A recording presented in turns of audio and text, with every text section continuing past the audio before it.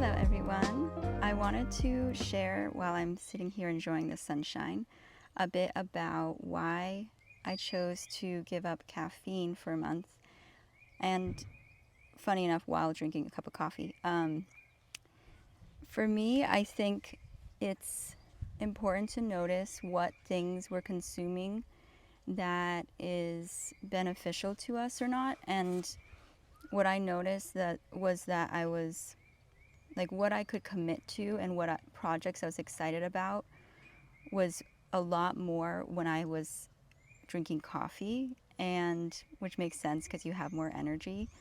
And my energy is definitely one that takes more time to reboot. And I wanted to see what it would be like if I was clear of any sort of caffeine, to see what creative ideas and what projects I could actually maintain without being dependent on coffee or any sort of caffeinated substance. Um, that was like a big one, and especially if you're doing something creative, I think it's important to be true to what your own unique being is able to like sustain. Some people have an unlimited source of energy to put towards activities, and some people don't. You can look more into it in human design and learn more about what that is. And it's your energy centers are all different depending on who you are. Like you're just born that way. So that's why it might feel like some people can just do so much without being exhausted, whereas others need more time to reboot. And so I'm one of those people that need more time. Um, Yeah, and then the other reason is that I noticed that it definitely dehydrates me, and it brought me into this like really fast paced mindset and energy in my body where I felt like less listening to my intuition and slowing down to listen, and more like trying to work on a laptop, even though there wasn't something specific or productive for me to do there. And it definitely took me out of my bliss in the sense that I wasn't as able to, yeah, like slow down and listen. And it also increased my like level of agitation or like restlessness that would happen. So it was becoming a coping mechanism if I was feeling restless or like irritable or emotional or something, that it would be like a dependency to help me like feel better. Because for me, what happens when I drink coffee is that it actually brings up this like high on life kind of feeling, and I only need a little bit to feel that, and I just genuinely really enjoy the taste. So that's why I've wished that I could enjoy the taste. I know there's a decaf version, but that's not necessarily the same flavor, but not have such extreme reactions to it. But I'm enjoying it today because you know, I committed to 30 days and I completed that, and I think that's really exciting. Um, and then we'll see how it continues. But yeah, caffeine is just one of the many things that are substances that we might depend on to accomplish, to like sustain our life. And for me, I find it very healthy to like take note of that and practice taking those things out so that you can remember how to be able to support, to be independent of it. Like, you know, you're like capable of all the things you desire and creating it, and without needing these dependencies. Like you're also able to regulate yourself without whatever substance or activity it is that you're utilizing to in an unhealthy way to cope. So some things that I've incorporated instead are the things like having morning routines with the yoga and the meditating and journaling, and then also spending less time watching TV, because once I took out one thing, you just might go to the next thing. So taking out these items can reveal a lot, and then you just have to get through kind of like the withdrawal period, and then you get to see how you feel day to day without it. And for me, my like what I've committed to now feels a lot more sustainable with what my body naturally has available for energy and creativity as well. Yeah, so let me know if you have any questions about my process, but or if you're also taking a break. And that's all I had to share today for this sunshine chat.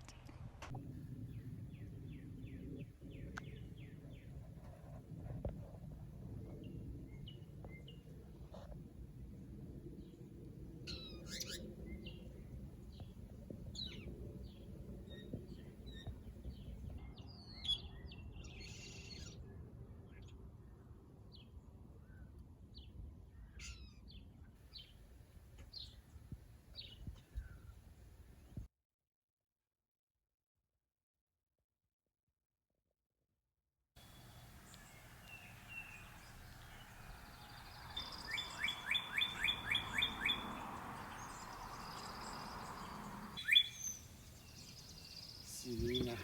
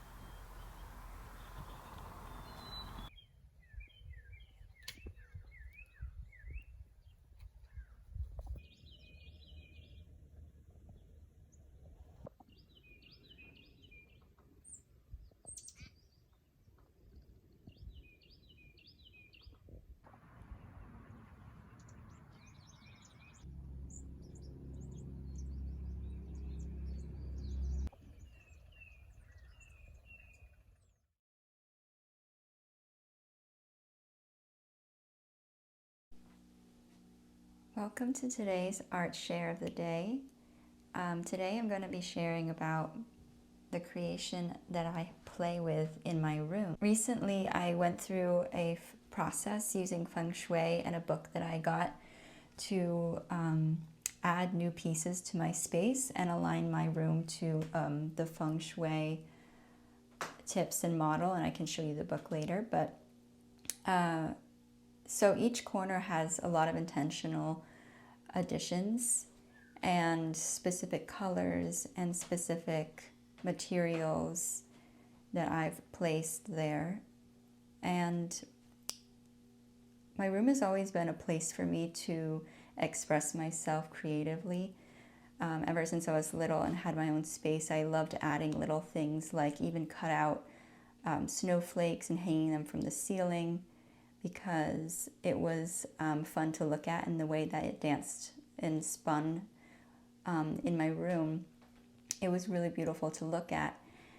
And then when I also moved to New York City, I was able to create a whole world within my space, because my room was basically like my only private space living there. I always had roommates. One point I had an apartment where there wasn't a living room, so it was my room that was my play space. And I like to spend a lot of time alone. I'm more of an introvert, so having a space that is really nourishing and like my own creation is really important for me. And I have so much fun decorating and adding new additions. So I also incorporate a lot of altars, and I started working and creating art altars the last few years, when I started to reconnect with my spirituality and my inner knowing about how to connect with energy and my ancestors and the earth. And it's a very creative process to create altars, and it's a very intuitive one too. And I have a video about creating altars you can see in my YouTube page. I'll share it here. But it's like a way to honor myself and the spirit team that I have that is supporting me, and a way to bring focus and amplify the energy towards a specific manifestation. And I always enjoy adding little pieces that are like representations of my protection and my spirit guides. And for me, each piece has its own meaning and significance. And I always love adding picture. Now I recently started doing this, and it's been really life-changing to add a picture of myself when I was younger. And then also on my bureau, I have my a list of affirmations for what it is that I'm creating in my life. So I really enjoy using a space as a canvas to create little moments of beauty and inspiration and upliftment and magic. And it's a really playful process because I get to change it around when I'm feeling it, and it's a very like internal experience to do that. It's like meditative. So this I made, a couple pieces I've made specifically because of the Feng Shui project I was doing. And this is one of them. It's actually available on Etsy to purchase, so you can have it for yourself. For now it's hanging here, but it's kind of low hanging in my room, so I'm looking for a new home for it. And then I also created a bunch of vision boards and have them all around my room.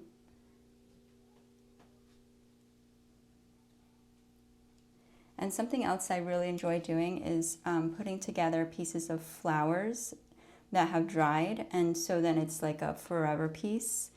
Or, you know, you can even incorporate fresh flowers with your vase, and having little items like Palo Santo or sage in the corner.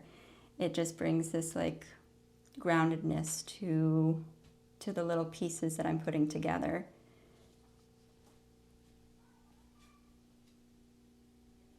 And then I've brought in some like driftwood from the lake, and it feels really like I want to use this for something eventually. But for now, it's really cool to have it there. And then I hang this bag here actually very intentionally because I used to have this this necklace that had the evil eye symbol on it, but I left it in Mexico in the Airbnb I was staying at. And so now this is like my version of that. My friend gave me this bag, and also this area of the room is life and career, and I was wanting to add more blue, which is related to the element of water, and either water or air. I'm pretty sure it's water. And I realized that my room was having a lot of elements that were related to earth and metal. So I knew I needed to balance out more. So that's also why I created this piece, because I wanted to bring in a piece that was specifically to bring in the energy of water. And for now, this has been my creativity spot, where I'm in the middle of putting together beads that it's coming together as like an art piece that I don't really know what it's going to look like, but I have a feeling of where it's going. But for now, it's been on pause because it's a hanging piece. So where I'm going to store it and how it's going to be displayed, or like where it's going to be while it's not being displayed, is something that I'm not sure yet. But I really like just finding little pieces, and as long as I have materials, I can put something together and express myself through them.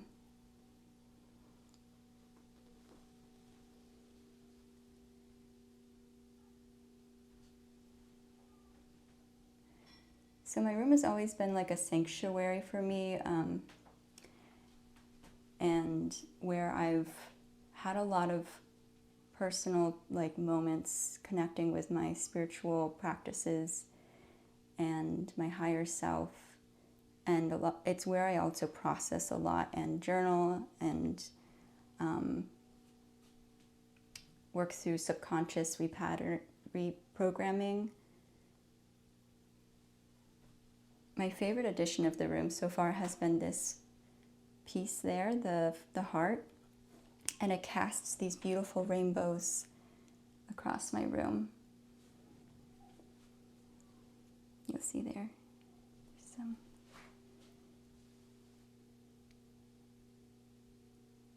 So yeah, I love having my room as a creative space that I get to express myself through the little additions and rearrangements that I put in.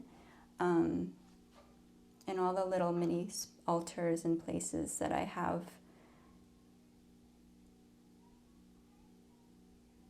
In the future, I would love to do this as part of an art installation for some place that people can come and visit all the time. This is another funky thing that I made that I really enjoyed making. It felt very playful and celestial and reminded me of those, like, this specific toy I used or played with when I was at the doctor's office in the waiting room. But I'll share more about this on another day. Yeah. Thanks for joining this room tour.